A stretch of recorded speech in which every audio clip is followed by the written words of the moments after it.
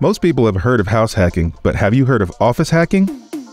If you've thought about renting some office space for your small business, for your real estate business, but the thought of paying those high commercial rent prices is just scaring you away from that strategy, well, stick around because I'm going to tell you what I was looking to do in order to solve that problem and help me get a commercial office space without having to pay for it. What's going on, everybody? Henry Washington here from Bigger Pockets. As always, if you are enjoying this content, please give us a like, subscribe to the channel. We love to show you great information like this. And as always, you can follow me on Instagram. I'm at the Henry Washington on Instagram. So last year, like most businesses as they grow, I realized I needed some more space. I wanted to be able to get out of the house and go work in a place where I could feel more productive. I also have a small team that is working on projects with me. And so I wanted a space where we could work together, collaborate, and get more accomplished. And as I started to look for places to rent, I started to realize that, man, these rent prices were expensive and I didn't want to have to pay the rent for these spaces and not feel like I'm getting anything in return for that rent other than just the use of that space. And because I'm an investor and because I house hacked with my personal home when I first got started on my real estate journey, I thought, well, why wouldn't I just apply that same principle to this office space and go buy a commercial property that I could office out of, but also rent additional office spaces to other companies and let their rent cover the mortgage and expenses on the property, which basically allows me to rent the office space that I need for free. All right, so here's what we're going to cover in the rest of the video. We're going to talk about what office hacking exactly is, and then why it appealed to me. What are the reasons that you or someone should consider office hacking? We'll also talk about what to look for and what I looked for in a property to office hack, and then what are some of the ways you can pay for that office hacking property. All right, number one, what is it? Office hacking, very similar to house hacking, right? You are looking to monetize your place of work. So that could be thought of in many ways. You could consider it where you are renting or where you are purchasing a commercial office building. You work or office out of one of the units and then you rent the remaining units to cover your expenses for that property. Or it could be that you occupy the only space in the building, but maybe you sublet smaller spaces within your office to people doing co-working or to small businesses who only need a small space. So you can do it in a multitude of ways, but the general idea is just that you're using the office space to generate income, and that income pays your mortgage and expenses so that you're not having to pay rent for your office space. So why did it appeal to me? Well, several reasons. Market conditions were really making this seem like a viable option. And what I mean by that is the pandemic really caused a lot of people to be able to work remotely, meaning they don't have to go to an office to work. And that not only caused companies who were leasing office space to no longer need that space, but it also showed small business owners that they may not need to go get an office space. And so that creates an opportunity in the commercial property space where there may be higher vacancies. Property owners may not be able to fill these spaces and may be looking to sell some of these commercial properties at a discount. And so I thought affordability may be working in my favor. Another reason this strategy was appealing to me is because I was going to be able to leverage some of the amazing tax benefits that come from owning real estate and owning commercial property. And so having this property would allow me to depreciate that asset and then take advantage of bonus depreciation as well. Because this was a commercial office building, there's a lot of tax write-offs that I would be able to leverage in order to help offset some of the gains that I get in my real estate business, because I do fix and flips as well, which are subject to short-term capital gains. So this strategy allows me to have an office that I don't have to pay rent for. I get to own the building and then also leverage the depreciation to help offset gains I make in other parts of my real estate business. Another reason this seemed like a great strategy for me was because I love real estate in general. And as a student of real estate myself, I want to learn different ways to get into the real estate space. So commercial real estate was something I had an interest in and hadn't quite gotten into that space yet. And so I thought this would be a great introduction into the commercial real estate space because it allows me to buy a building that I'm actually going to utilize. And by utilizing it, I get introduced to the process of finding commercial properties, the process of evaluating those properties, the process of making offers on those properties, the process of getting the lending for that property, the process of managing the tenants in that property. And so all this would give me a very great perspective on whether commercial real estate was something that I want to do more.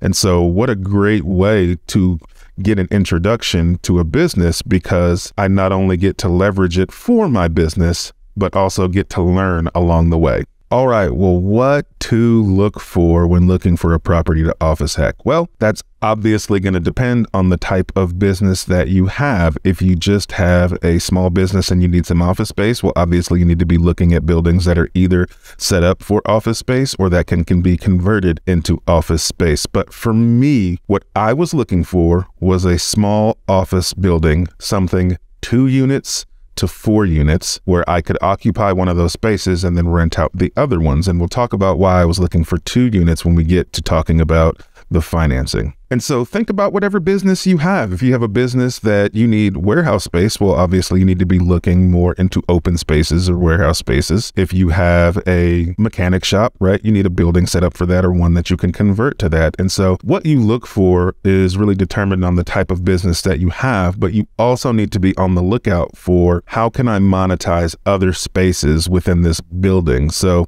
you really have to have an open mind. It may be that you get a large warehouse space, but you can section off different parts of it and provide its own interest into those spaces, and you can rent those separately. So make sure you're talking to an experienced commercial real estate broker who can answer these questions for you about what's allowed or not allowed at each given type of property. Make sure they're aware of what it is you're trying to do with the property. Don't just let them know you want to buy a commercial space, but let them know you want to buy a commercial space where you can office hack, where you can use 1 unit or use part of that building and then monetize the rest. The more they know about what it is you're trying to do, the more they can help you not only understand if you can use the strategy on the particular type of building, but they also probably know how to talk to the owners about incentives that may help you with these properties, how to talk to the city to find out what's allowed or not allowed for you to do at these types of properties. There's a lot of potential red tape that could come up, and you want to make sure that you're working with a team of people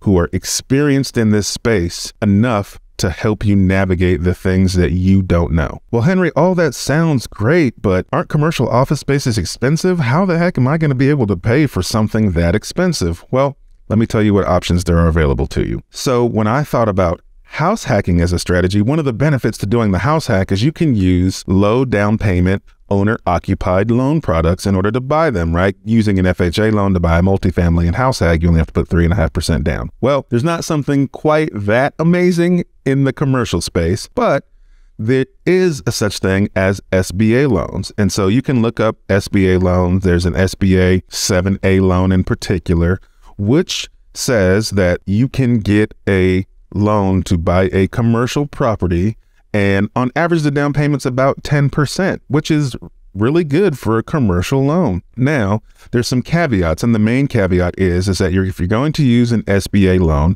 that you have to occupy 51% of the building. So your business has to occupy 51% of that building. And what that means is you can't just buy any building, you lease a small space in the corner for yourself, and then you lease the larger part of the building out. No, what you have to do is you have to occupy 51% of the square footage.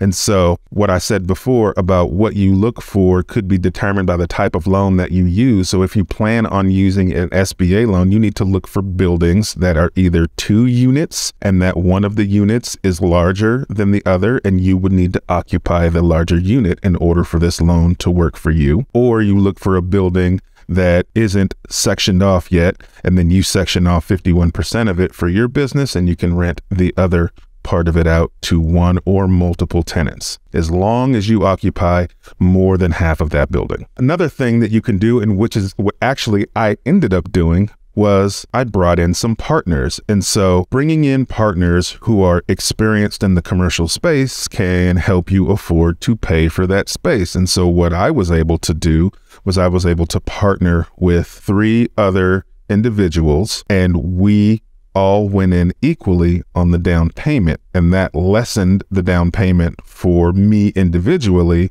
which made it an affordable way for me to get into the commercial space. Now, we just had to have an agreement on the front side that said, hey, Henry's business is going to be able to occupy one of these spaces, and so that everybody understood that was up front. That does create a little bit of intricacies, right? Because when you think about commercial real estate, the way that a commercial property is valued is not based on comps like residential real estate. It's based on the money that building makes. And so if my business occupies a tenant space that would be making money if it was leased to a paying tenant, and then I am now occupying that space, removing that money from the P&L, that means the building or the property as a whole is making less income, which makes the building less valuable. And so in order to keep that intact, what you can do is Henry's business can rent that space and pay rent to the parent company, right? Because it is a rentable space. It is a space that I am using for its intended purpose, and therefore I am paying the rent, but I'm also paying the rent to an entity of which I am part owner, so that I am getting both tax advantages for owning that building, and we're not taking away from the value of the property by leasing a unit to a tenant not paying anything. Another way to get these types of deals financed is using a commercial loan from a small bank. Obviously, if you use that commercial loan from a small bank, they're typically going to want about a 15% down payment, which depending on the price of the property that you're buying could be substantial. So what you can do in order to get that down payment is you can raise that capital from private money, which is the people around you who like, know, and trust you, maybe other investors you've built a relationship with, borrow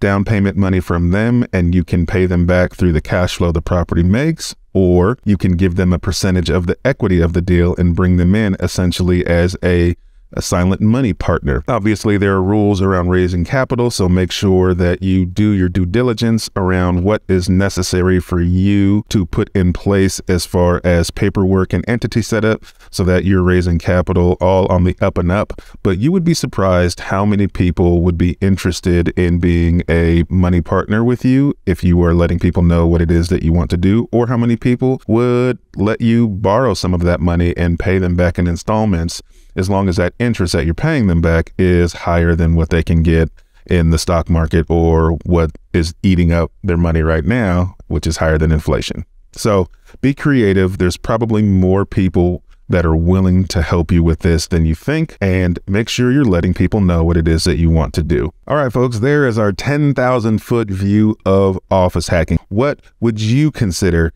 in an office space, or would you just go ahead and rent the space that you need? Let's discuss it in the comments below. As always, thank you for joining me. If you love this content, just give us a like and a subscribe on this channel. We love providing you with this type of content, as well as you can follow me on Instagram. I'm at the Henry Washington on Instagram. Thank you so much for spending this time with me. I hope it was valuable too, and I'll see you at the closing table.